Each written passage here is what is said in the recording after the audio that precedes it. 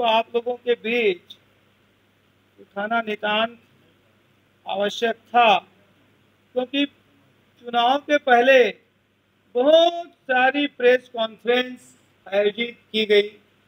बड़े बड़े धुरंधर नेताओं ने प्रेस कॉन्फ्रेंस की और मुझ जैसे एक छोटे से किसानों के सेवक के लिए बड़ी बड़ी उपाधियों से मुझे नवाजा गया। आपके बीच का व्यक्ति हूँ और एक छोटा सा किसान हूँ। आपको मैंने एक कागज अभी एक दिया है पहला, इसमें आप देखेंगे 51 लोगों की बैंक भर्ती में लगातार भारतीय जनता पार्टी के कुछ नेता और जो वही वर्तमान में अवैध रूप से अध्यक्ष बने बैठे हैं बैंक के, अवैध रूप से अध्यक्ष, उन लोगों ने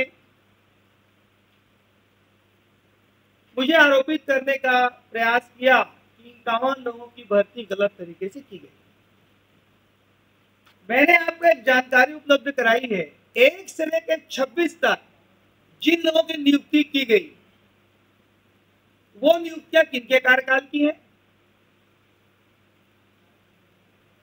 2011 से लेकर 2019 तक कौन लोग इनकी सरकार थी और कौन जिला सहकारी बैंक के अध्यक्ष पद पर थे, और 26 नियुक्तियां किस प्रकार की गई। जब मैं बैंक अध्यक्ष बना, अधिकारियों ने मुझे अवगत कराया कि अधिकांश बैंकों में भृत्य और चौकीदार के पद रिक्त हैं और हमारे कार्यकाल में लगभग 4 नए बैंकों की भी स्थापना हुई, जिसमें एक मेढ़ा बैंक मेरे क्षेत्र का और कवर्धा जिले का तरेगांव जंगल, रवेली और एक और बैंक जिसका मैं भी प्रेस नोट मैंने प्रेस नोट आपको दे दूंगा 2 मिनट में। 4 बैंक खोले गए जिसमें किसी प्रकार की कोई कर्मचारी की व्यवस्था का प्रावधान नहीं था, तो वहां पर भी भृत्य और मतलब जो बैंकों से प्रस्ताव आए वो ये थे कि हमारे पास ना तो भृत्य है और ना ही बैंकों की सुरक्षा के लिए कोई चौकीदार है। तो मैंने ये पूछा कि अब तक आप लोग के यहाँ भर्तियां किस प्रकार से होती रही है, जो डेली वेजेस में जो आप लोग चपरासी रखते हैं, पानी पिलाने वाले या चौकीदारी करने वाले। तो मुझे बताया गया, ये नोटशीट दिखाई गई पुरानी, कि हमारे यहाँ इस प्रकार से नियुक्तियां होती है और हम एक आवेदन बना करके कर देते हैं। मुझसे पहले हुआ था वही काम मैंने किया, मैंने कोई नया काम करने का प्रयास नहीं किया और मात्र 89 डेज के लिए कलेक्टर दर पर उनको रखा गया, मात्र 89 डेज पर। ठीक है, अब लोगों ने एक घोटाला कहा कि भाई इनके कार्यकाल में लोग लगे, उनको 1 करोड़ रुपए घोटाला हुआ, तो ये तो 2011 से लगे हैं, फिर तो इनका 3 करोड़ हो गया। चालक मंडल के प्रस्ताव से जिनको लगाया गया था उनको उन्होंने बंद करवा दिया 51 लोगों को, मगर इनके कार्यकाल में लगे हुए लोग आज तक काम कर रहे हैं। क्या वो अवैध नहीं है? क्या वो सही है? क्या उनकी प्रक्रिया सही है? क्या उनके पास पंजीयक की अनुमति है? अगर उनके पास ही पंजीयक की अनुमति नहीं है तो फिर किस आधार पर उन 26 लोगों को आज पर्यंत तक काम से नहीं निकाला गया? ये दोहरा मापदंड आखिर क्यों? आखिर उन लोगों को किसका राजनीतिक संरक्षण प्राप्त है? जिसका भी संरक्षण प्राप्त हो, सरकार किसकी ये मायने नहीं रखता, नियम और कानून सबके लिए बराबर होते हैं। और मैं आपको विश्वास दिलाता हूं कि इस पर अगले विधानसभा में हम इतने प्रश्न लगवाएंगे, इसकी जांच भी करवाएंगे और दूध का दूध पानी का पानी होगा। यदि ये गलत है तो वो भी गलत है, ये वसूली योग्य है तो भी वसूली योग्य है। और तब जब 26 लोग आप पहले लगा चुके हो काम पर, मेरे समय मैंने विधिवत संचालक मंडल के प्रस्ताव से उनको संचालक मंडल के प्रस्ताव से बैंकों के प्रस्ताव के आधार पर कि भाई प्रस्ताव था कि हमारे यहाँ पानी पिलाने वाले नहीं है, हमारे सुरक्षा व्यवस्था नहीं, हमारे बैंक संचालन में दिक्कतों का सामना करना पड़ रहा है, ये बोर्ड में सीओ ने प्रस्ताव रखा, तो हम लोगों ने, मैंने, डीआर ने और डीजीएम ने, हम लोगों ने प्राथमिकता के आधार पर बैंक जो आवश्यक है, जो सीओ ने प्रस्ताव रखा उसका हमने समर्थन किया। पर इन 26 लोगों के में तो बोर्ड के प्रस्ताव भी नहीं है, यह आपको बताना चाह रहा हूं। मैंने तो संचालक मंडल को विश्वास में लेकर के इन कामों को हमने किया, पर जो 26 लोग काम कर रहे हैं उनमें तो बोर्ड के प्रस्ताव भी नहीं है। जो मेरी जानकारी में यदि है तो लोग सार्वजनिक रूप से करें, जैसे मैंने सार्वजनिक किया है।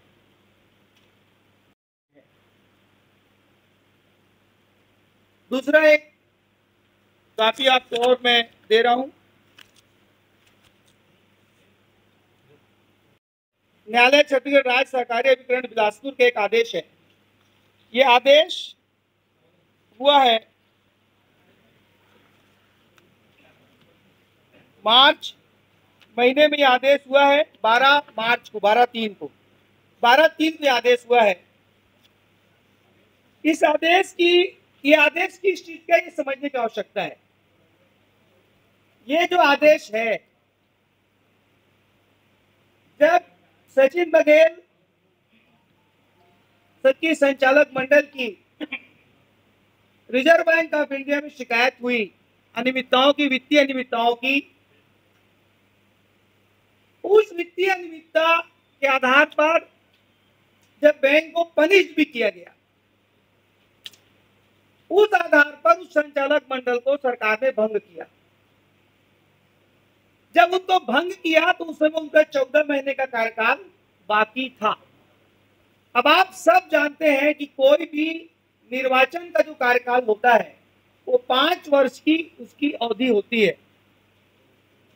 अगर उस अवधि में किसी को सरपंच हो या जनपद हो या कोई भी पद हो, यदि उसको किसी मामले में दोषी मानते हुए निलंबित किया जाता है, तो क्या अगला चुनाव हो गया, अगली बॉडी बैठ गई, तो क्या पिछले कार्यकाल अगर उसको मतलब अगर स्टे मिलता है तो क्या वो अपना कार्यकाल वापस देगा? मिल सकता है, मिल सकता है। मान लो आप सरपंच हो, आप 2015-20 के लिए बने और आपको 18 में 6 महीने के लिए निलंबित किया गया, तो पर 20-21 में चुनाव हो जाएगा नया, तो क्या आप दूसरे सरपंच आगे बोलोगे मेरा 6 महीना बाकी है? हुआ? ऐसा हो सकता है? इसमें हुआ है, इसमें हुआ है, हुआ नहीं, करवाया गया है। ये कैसे हुआ है? ये एक आदेश के तहत, ये जब उस आदेश को लेकर के पहुंचे, प्रेस नोट को बांट दो, सिर्फ प्रेस नोट को बांट दो, तो जो आदेश हुआ था उसके विरुद्ध ये 78 धारा 78(1) छत्तीसगढ़ सहकारी सोसाइटी अधिनियम 1960 के अंतर्गत प्रथम अपील प्रस्तुत की गई। इस अपील के संबंध में ये आदेश पारित किया गया, जिसमें यह कहा गया कि अब आप 22 नंबर को देखिए सब लोग, 22 नंबर लास्ट पेज 22 नंबर। अपीलार्थी गण ने अपने अपील ज्ञापन में पूर्व पद पर स्थापित करने का अनुतोष चाहा। अभिकरण इस मत निष्कर्ष की है कि शासन एवं सक्षम अधिकारी नियम अनुसार निष्कर्ष ले सकते हैं। सभी अपीलार्थी इस बाबत नियम अनुसार कार्रवाई करने को स्वतंत्र, इस बात अभिकरण अधिकार की स्थिति में नहीं है। 22 नंबर सब लोग एक बार पढ़ेंगे, प्रेस नोट दे दो, रवि पढ़ रहा हूं, इसको आप बहुत ध्यान से देखेंगे। अपीलार्थीगण ने अपने अपील ज्ञापन में अपने पूर्व पद पर स्थापित करने का अनुतोष चाहा है। अभिकरण इस मत और निष्कर्ष की है कि शासन एवं सक्षम प्राधिकारी नियमानुसार निष्कर्ष ले सकते हैं और संबंधित यहाँ अपीलार्थीगण इस बाबत नियमानुसार कार्रवाई करने को स्वतंत्र है। इस बाबत यह अभिकरण अधिकार युक्त स्थिति में नहीं है। मतलब ये जो आदेश था, ये कहीं से भी सचिन बघेल को अध्यक्ष बनाने का आदेश नहीं है। ठीक, इस आदेश को लेकर तुमको जाना चाहिए था पंजीयक के पास, पंजीयक के पास।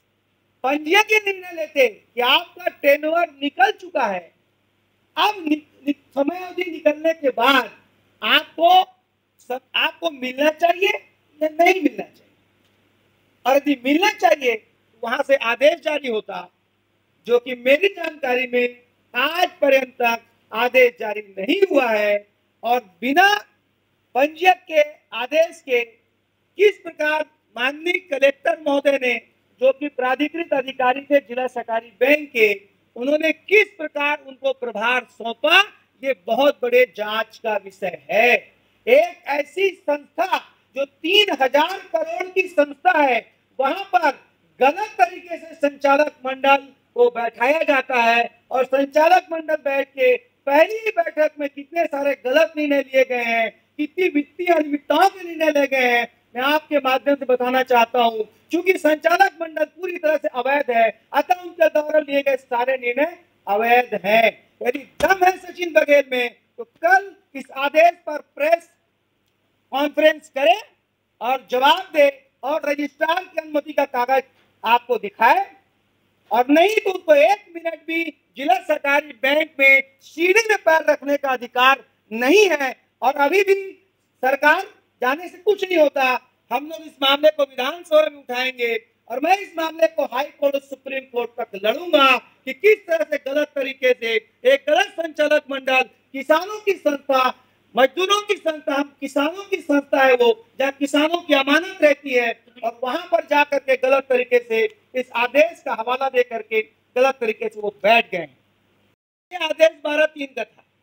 ये रजिस्ट्रार के पास जाते तब तक आचार संहिता प्रभावशील हो जाती। इस डर में 12 को ऑर्डर हुआ और 2-3 दिन के अंदर तर उन्होंने कार्यभार ग्रहण कर लिया।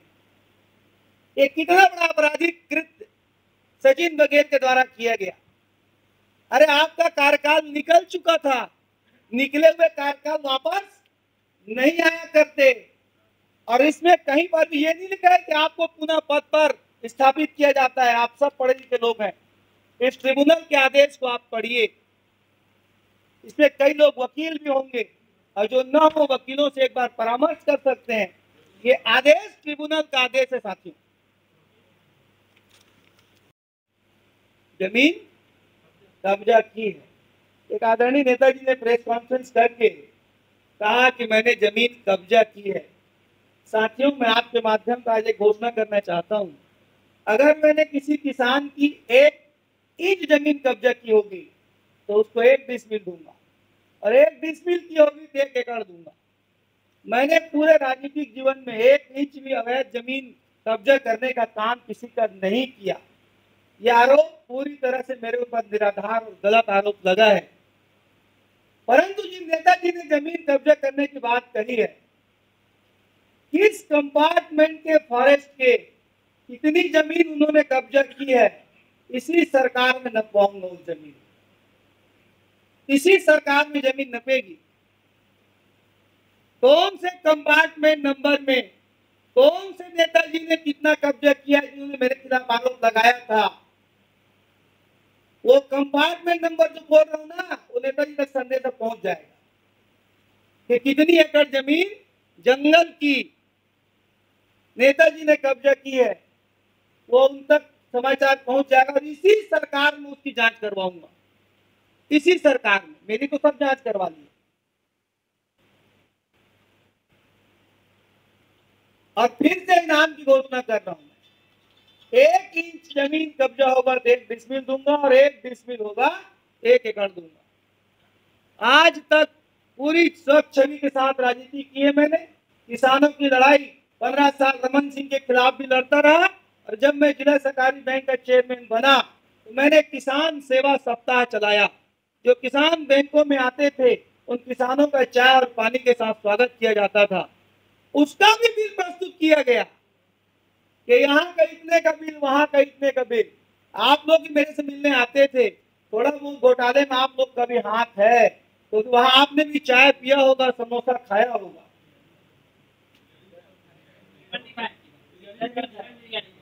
आप सोचो, हमारे हर 15 अगस्त होता है, 26 जनवरी होता है, हर महीने बैंक की बैठक होती है, सभी उसमें नाश्ते की व्यवस्था होती है। दीपांकर खाए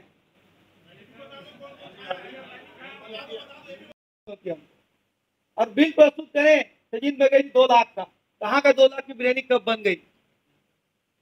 ये पूरी तरह से झूठा प्रचार है। अब आप मुझे बताइए, मैं मुझे अधिकार था बैंक के चेयरमैन को कि मैं यहाँ नांदगांव में एक 25,000 तक का घर लेके रह सकता था, मैंने नहीं लिया। 1 रुपया मैंने न वहां से मैंने मानदेय लिया और ना ही मैंने जो घर मिलता था मैंने घर भी नहीं लिया। अभी तो पता चलता है कि गाड़ियों के प्रस्ताव हो गए, नहीं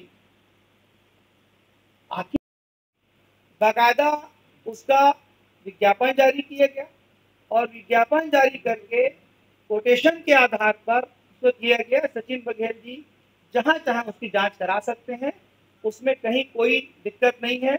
जो हायर था उसको दिया गया, उसमें वो कोई जरूरी नहीं है कि वो आप भी हो सकते थे, आप हायर होता आपको मिल जाता। पहले सवाल। दूसरा आपने क्या कहा, खड़गे जी के कार्यक्रम, खड़गे जी उस कार्यक्रम में मुख्य अतिथि नहीं थे, उसके मुख्य अतिथि छत्तीसगढ़ के मुख्यमंत्री श्री भूपेश बघेल जी थे और वो शासकीय कार्यक्रम था। उसमें एक पार्ट हमको दिया गया था, बाकायदा कलेक्टर के द्वारा उसमें लिखित में जिला सहकारी बैंक को अधिकृत किया गया था कि उपरोक्त कार्यक्रम के लिए ये काम आपको करना है। तो बोर्ड की बैठक, मैंने अकेला निर्णय नहीं लिया, बोर्ड की बैठक में उसका निर्णय हुआ कि इतना खर्च करना है और उतना खर्च भी नहीं हुआ, उतना भुगतान भी नहीं हुआ जितना उन्होंने बताया। प्रावधानिक था वो कि इतना कर सकते हैं, पर उतना खर्च नहीं हुआ। और उसके बाद उन्होंने कहा कि भर्रे गांव की बात, तो भर्रे गांव में भी छत्तीसगढ़ के मुख्यमंत्री भूपेश बघेल जी का कार्यक्रम था और छत्तीसगढ़ सरकार की योजनाओं के प्रचार और किसानों के लिए जो छत्तीसगढ़ सरकार काम कर रही है, क्योंकि हमारा बैंक किसानों का बैंक, हमने उस दृष्टिकोण से वहां पर वो किसान सम्मेलन के कार्यक्रम को जिला सहकारी बैंक से कराया।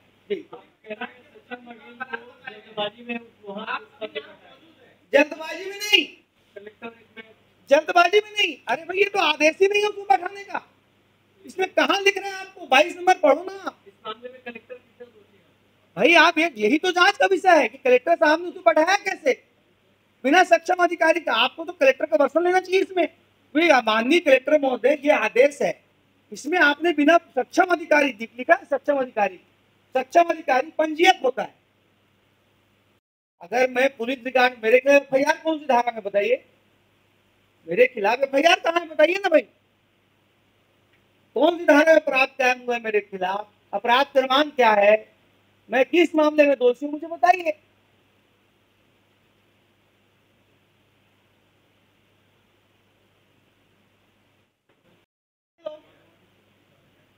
तो आज आए थे ना बोलना। अगर मेरे खिलाफ कोई एफआईआर होती, कोई मेरे खिलाफ मामला दर्ज हुआ होता तो मैं दोषी होता ना।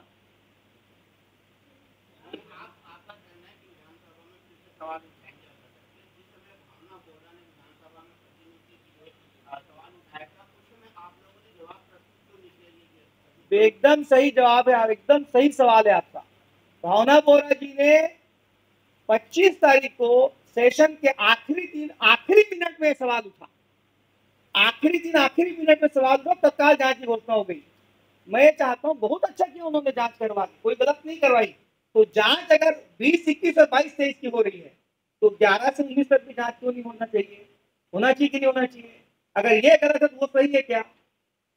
तो ये एक कालखंड की जांच करोगे आप और दूसरे कालखंड को छोड़ दोगे, और दोनों में भी काम हुआ है, एक ही प्रक्रिया हुआ है। मैंने तो बोर्ड से किया है, संचालक मंडल विश्वास में किया है, वहां तो मौखिक आदेश में 26 रख लिए गए, आज तक नहीं निकाले गए, आज तक उनको भुगतान किया जा रहा है। देखिए एक चीज बता दे रहा हूं, जन्म कुंडली अगर मुझे निकालना होता, उनकी जन्म कुंडली निकालना होता तो लंबे समय तक बैठे हैं, ठीक है। तो ये लोग तो बहुत बिलो लाइन में जाकर राजनीति कर रहे हैं। इस तरह से राजनीति होती नहीं है जिस तरह से कर रहे हैं। पर अब वो तो सब चीज खुली किताब रहती है। अब आप इतना समझ लीजिए, केवल एक बैंक नहीं, हर सरकार तो 500 लाख को चलाना है, सड़कें आप बनाओगे, ठेके आप लोगे, रेत आप चोरी करोगे, सब आप करोगे, तो सब जगह नवाज खान को सामने खड़ा पाओ। ये वही नवाज खान है तो 15 साल भी रमन सिंह के समय विपक्ष की राजनीति किया हूं, और एफआईआर से तो मैं डरता हूं नहीं। जेल ये लोग 3 बार पहले भी भेज चुके थे, तो लोगों की लड़ाई लड़ते हुए जेल जाना कोई बड़ी बात नहीं।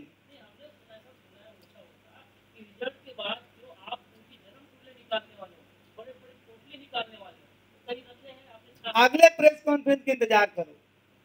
अगले प्रेस कॉन्फ्रेंस में कंपार्टमेंट सहित नेताजी का अतिक्रमण बताऊंगा। नहीं वो ठीक बात कर लेंगे।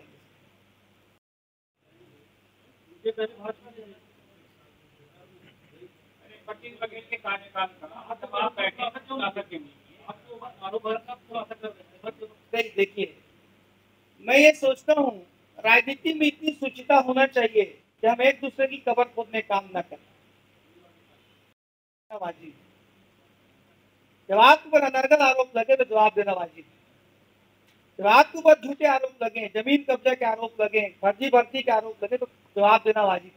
आप जिन 51 लोगों को, इसको आप नोट करिए, जिन 51 लोगों को आपने ये कहा कि बिना पंजीयक की अनुमति के काम पर रखा गया, तो भाई साहब बिना पंजीयक की अनुमति के तो आप भी बैठ गए।